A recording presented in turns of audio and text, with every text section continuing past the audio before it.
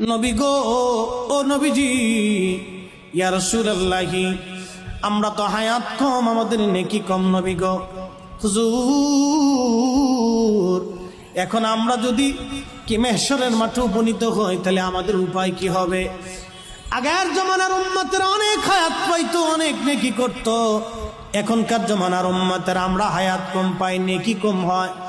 আগের জমানার উম্মতের পিছনে পড়ে যাব।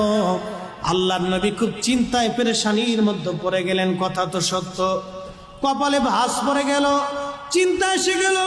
নবীজি খুব চিন্তায় মগ্ন হয়ে গেলেন। আসলে কথা তো সত্য, আমাদের হায়াত কম হবে, আমার উম্মতের নেকি কম হবে।